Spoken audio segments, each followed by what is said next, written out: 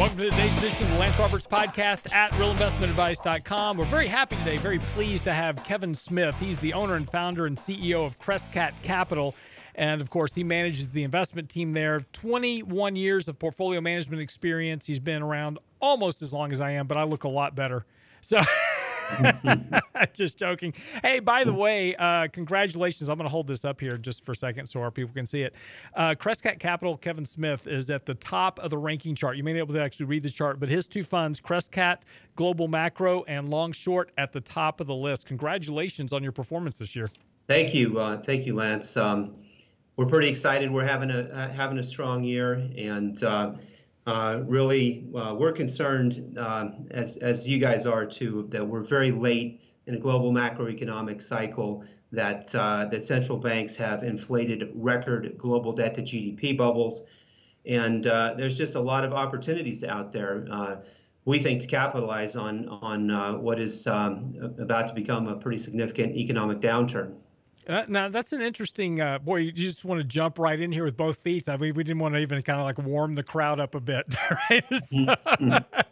But let's step back for just 1 second, because this is, you made a couple of big statements there. Obviously, kind of the big issues are we've had this decade-long bull market. And this year's been a lot of volatility as we start to see some kind of cracks in that facade of what's been this almost uninterruptible bull market. Every little dip's been a buy the dip opportunity. But you have fared well this year in a year where most hedge funds and most kind of macro funds have really lagged. What was your thinking coming into this year that allowed you to set up that kind of outperformance?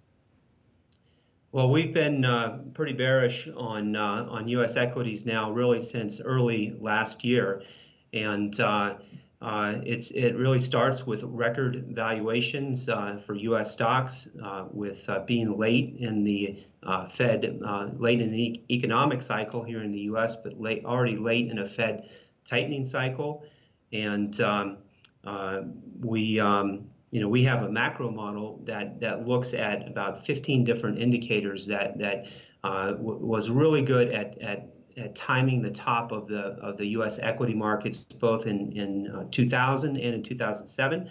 That model was flashing its highest ever signal for us to get short really mid to late last year, and so we came into this year already prepared for a downturn. It hurt us in January, but in February we had a really strong month. We had a strong month again in June as emerging markets really started to collapse in May and June, and China in particular, which is a big theme of ours.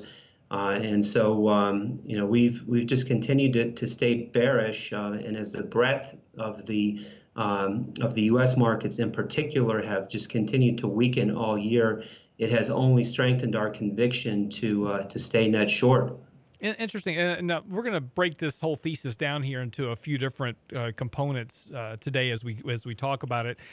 I do want to come back to talking about investment positioning here in a minute, but before we get there, I want to touch a little bit on the economic outlook of the economy. Kind of, when you're talking about these kind of global macro pictures, the things that you saw in 2000, the things you're seeing in 2007.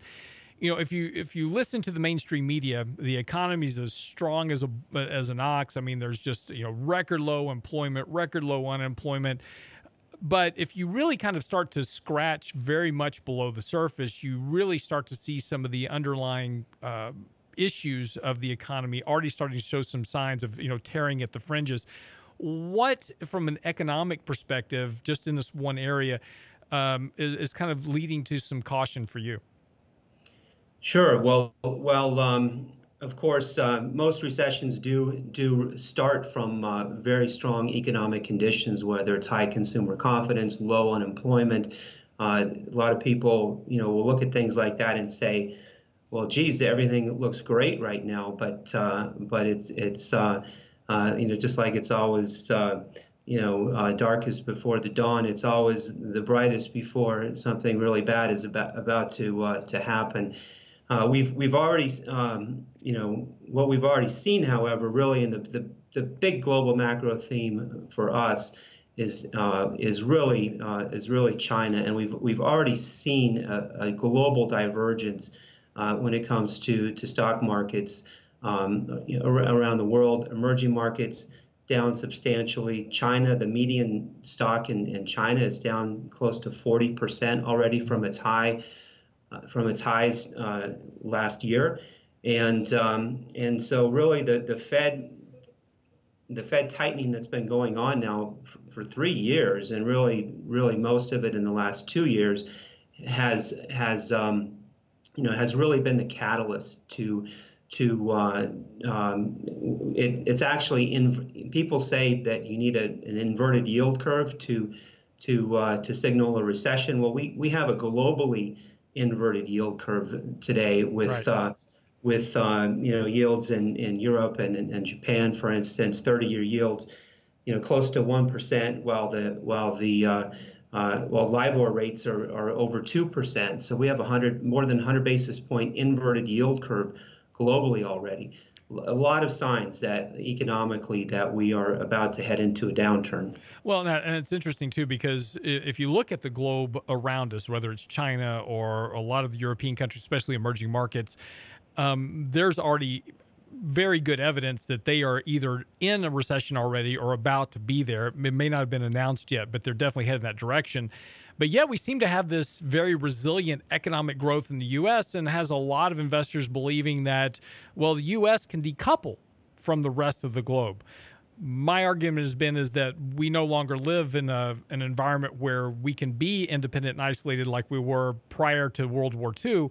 We're so globally flat and interconnected between manufacturing and economic trade, et cetera, that ultimately it plays catch up with us. Is that about right?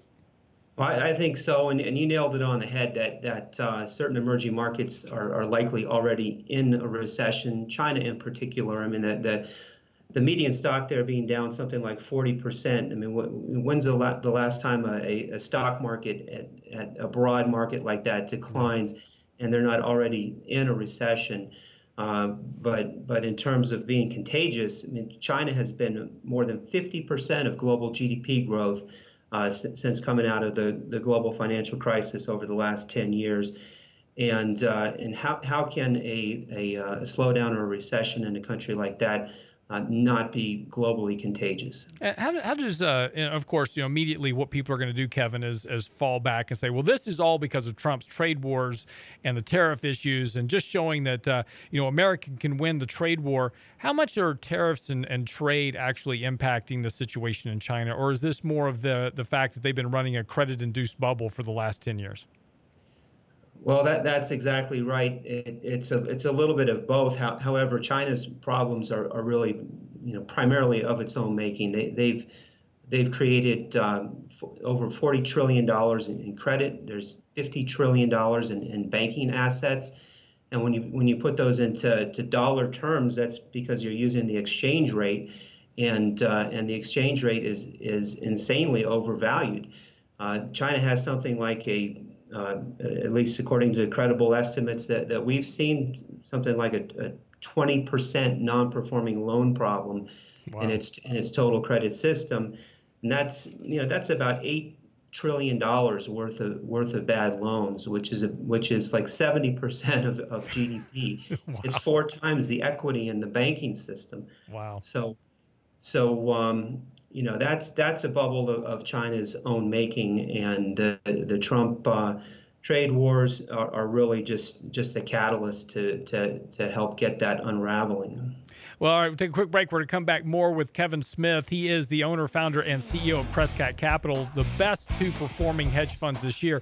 We're going to come back, talk more about him. We're going to shift the focus of our conversation, Kevin. We come back, talk about the Fed, interest rates, and, of course, what happens to this big kind of debt-driven bubble that we've had here in the States. We'll come back with Kevin Smith right after the break. Don't go away. Got a question for Lance later? Ask now at realinvestmentadvice.com.